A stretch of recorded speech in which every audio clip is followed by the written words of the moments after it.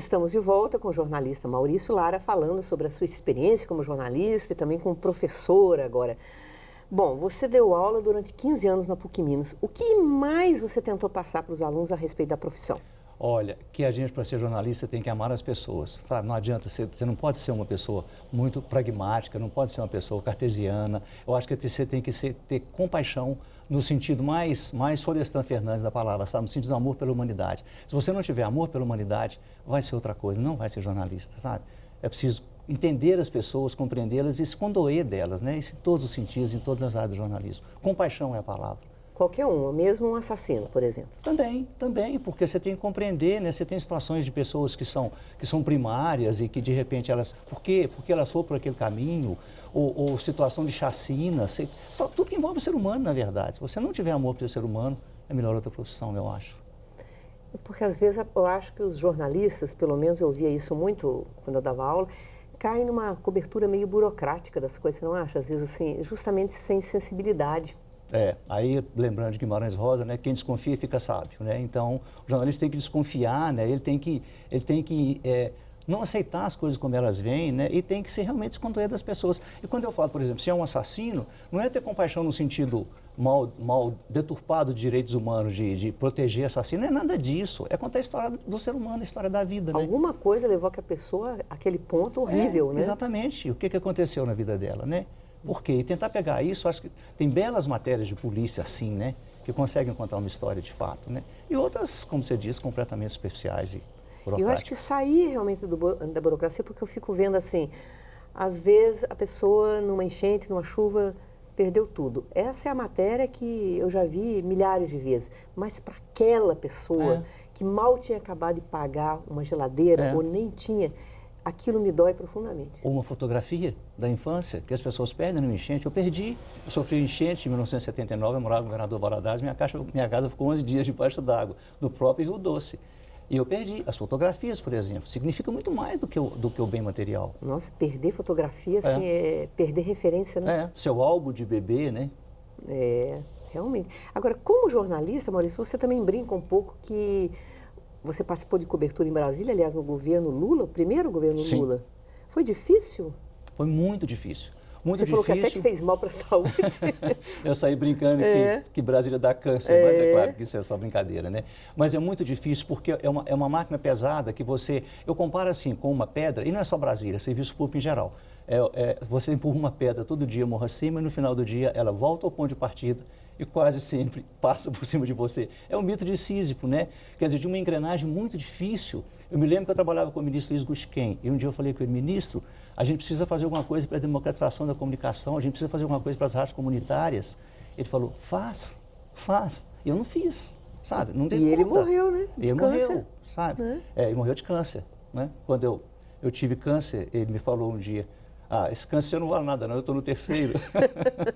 Ele era legal, bacana? Muito bom. Uma pessoa que tinha uma pressa muito grande de resolver as coisas, porque ele sabia que tinha pouco tempo. Ele não tinha uma ambição pessoal de poder, ele tinha uma ambição muito grande de fazer as coisas serem diferentes, sabe? Esse é o PT bacana. Nossa, um cara completamente admirável. E que, felizmente, ele, quando morreu, estava completamente depurado, né? Absolvido de todas as acusações contra ele. Uma figura muito interessante. Um dia ele me contou uma revelação. Um dia ele me falou, quando ele estava nesse câncer que acabou matando ele, que foi o terceiro, né? Ele me falou assim, nossa, se eu não tivesse conseguindo meus remédios pelo SUS, eu não sei como é que eu ia fazer, eu ia gastar 6 mil reais por mês de remédio. Então, assim, ele não fazia questão de ter dinheiro. Ou seja, é uma pessoa íntegra, porque alguém que tem dificuldade até para pagar remédio, como qualquer brasileiro normal, de classe média, e ele era o ministro não é de Estado. Corrupto, né? E ele era ministro de Estado, né? Agora, rapidamente, né, não é para a gente fazer uma grande análise, mas você que trabalhou nessa área, você não acha às vezes que o governo Dilma até falha um pouco nessa questão da comunicação, não? Acho sim. Mas é muito difícil também, porque o governo, quando está mal, a comunicação não dá conta de resolver também, né? A comunicação não é uma poção mágica, não né? é uma panaceia que pode resolver tudo, né? Então, acho que a comunicação é ruim sim, mas é como se a comunicação ficasse nas cordas, né? Quer dizer, quando você está apanhando como ela está, é igual o boxeador nas cordas, né? O máximo que ele consegue é não cair, né? Não ser nocauteado, ele não consegue atacar. Então, a comunicação, ela realmente não tem muito para onde correr também, não. Mas vem ruim desde o início, né? Aí chega ao ponto que chegou hoje, né? Agora, Maurício, você falou até, eu gostaria de mostrar para vocês, esse aqui é a capa do seu livro, com todas as letras, Com todas as letras. Porque com todas as letras, porque se refere realmente ao nome. Ao nome, o câncer com todas as letras, e acento circunflexo no ar.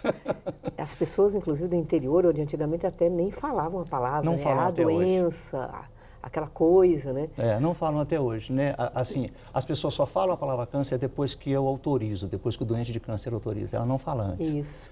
Eu também já convivi com uma pessoa da família, é realmente muito difícil. Nesse livro, Maurício, eu li, né, nesse final de semana, gostei muito.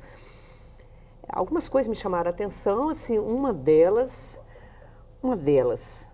bom, a mais curiosa talvez, é impressionante como homens e mulheres reagem de forma diferente. Os homens com medo terrível, tanto quanto da morte, a possibilidade da perda da ereção. Sim, a perda da virilidade. É uma das grandes barreiras da questão do câncer de próstata. Mas é isso que eu acho interessante, Maurício, que virilidade não é, ou não deveria ser, pelo menos, a capacidade de ereção. Uma pessoa, um ser humano, um homem, é muito mais do que isso, né? Nossa, Miriam, e além disso, as pessoas que têm resistência a fazer o exame, né, a dedada, né, o exame, o toque retal com o urologista, eles falam que não querem perder a virgindade. Quer dizer, ainda antes da questão da virilidade, ele não vai perder a virgindade, ele vai perder a virilidade, ele vai perder a vida. Então, assim, é uma loucura a dificuldade de compreensão que as pessoas têm. E você passou por isso, que você também teve medo disso? Você confessa que teve medo? Claro, tive medo da incontinência urinária e tive medo da perda de virilidade, sabe? A incontinência urinária é uma coisa apavorante, perde muito da dignidade, você ter que usar fralda, não ter controle da sua urina. Olha, é básico, né? Eu lembro que quando eu estava me recuperando da cirurgia, que eu estava ainda sem saber como é que ia ser essa questão da incontinência urinária, e o Matheus, meu neto, tinha 2 anos, e estava aprendendo a fazer xixi no vaso. Eu também. Estávamos os dois aprendendo, só que eu tinha 50 anos, ele tinha 2, né? E outra coisa é a questão sexual também. Você retoma a sua vida sexual depois dos 50 anos sem aquele furor da adolescência. Você tem 50 anos e tem que recomeçar uma vida sexual. Então, realmente, são situações que vão muito além do tratamento médico. Mas é aí que a gente vê a diferença entre homens e mulheres, né? Eu, como feminista, sou muito atenta a isso, né? Assim, porque nós, mulheres, nós não temos nada dessa ordem de perder a feminilidade. Uhum. Talvez a feminilidade ou a masculinidade, a virilidade, estejam onde a gente coloque, né? Você faz análise hoje, você sabe disso, assim, não é realmente na capacidade de ereção. Acho que um ser humano, um homem, é muito mais complexo que a capacidade de ereção. Imagina, não sei se você mudou de ideia ou se você continua achando isso. Né? É claro que é muito além da capacidade de ereção, mas é um componente da vida mesmo, né? Assim, uma coisa que é uma perda que vai acontecer, que se acontecer, que você vai sentir muito realmente, de uma dimensão de prazer, de uma série de coisas, né? Isso. E de dar prazer de também, dar prazer, né? Mas né? a vida continua, né? A vida continua. Agora, eu sei que tem muita gente que não consegue aceitar. Não consegue aceitar a postura da perda da virilidade. E é tão maluco porque a perda da virilidade está ligada também à precocidade da descoberta. O câncer descoberto no início, as chances de preservação da virilidade são muito maiores do que se descobrir tardiamente, porque aí não tem mais jeito de recuperar por causa do tamanho do tumor, por causa de uma série de coisas, né? Então a pessoa, pelo medo da perda da virilidade, cria mais condições para perdê-la. Olha que maluco. Você se tornou até uma referência em termos, né, de campanhas educativas. Se fosse para dar um recado para os seus companheiros homens, né, o que você diria? Deixa de frescura. Vai ao médico, faz o exame, sabe? É preciso fazer. E o grande exemplo que eu tenho está dentro da minha casa. O meu irmão, 3 anos antes do meu diagnóstico, ele morreu com câncer de próstata porque descobriu tardiamente. Eu não descobri precocemente e sobrevivi. Lá se vão 11 anos. Então, dentro da minha casa está o grande exemplo, né? Ou seja, cuide. Enfrente o seu medo, o seu preconceito. Não é agradável, mas vá. Não tem alternativa, né? Aí eu me lembro também que na época do meu tratamento, um amigo me escreveu falando assim, estou encantado com a sua coragem. Eu falei, coragem? Eu não tenho para onde correr. Se eu tivesse, eu já tinha corrido há muito tempo. Não é? Agora, outra coisa que me chamou a atenção também, talvez como feminista também, é porque você diz que a parte de cuidados, as mulheres exercem isso muito melhor junto às pessoas doentes da família, né? O homem não dá conta. O homem não dá conta. Não dá conta de trocar um curativo, não dá conta, triste, sabe? Né? É triste. O homem dá conta de dirigir o carro, buscar o resultado do exame, buscar os remédios na farmácia ou no SUS, mas ele não dá conta de cuidar do doente. Eu acho triste, eu acho lamentável isso, porque a mulher não nasceu com isso, a mulher foi treinada para isso. Existe até em sociologia um termo que é o care, essa propensão das mulheres ao care. Realmente cuidar dos velhos, cuidar das crianças, cuidar dos doentes. Então, as mulheres desenvolveram isso e, ao mesmo tempo, eu acho também que as famílias se aproveitam um pouco disso. Que eu cansei de ir em hospital ver aquela mulherada toda E o homem só ia para fazer uma visitinha rápida quando ia, porque às vezes diz que não gosta de hospital. Ninguém gosta. Alguém gosta. Ninguém gosta. Então, eu acho realmente Mas você sabe, uma falha, né? Prisão, quem vai, chama de fazer a correria. Isso foi reportagens interessantes que eu já fiz. As mulheres percorrem os balcões dos fóruns para tentar conseguir um benefício na pena do filho, do marido, do genro. Os homens não vão, se envergonham quando tem um filho preso. Não, e pior, abandonam. quando a mulher está presa, também é abandonada. Ela é abandonada por ele. Quando ele está preso, ela vai vê-lo. Enfim, eu acho assim... Não é nada meritório, né?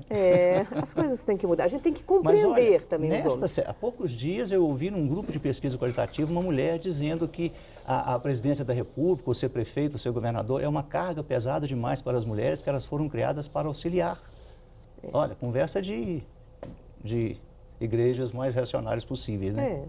Bom, enfim, vamos fazer um outro intervalo e nós voltamos daqui a pouco, daí já com a relação do Maurício Lara com a literatura. E também conversando sobre o seu último livro, O Filho do Corrupto. Até já.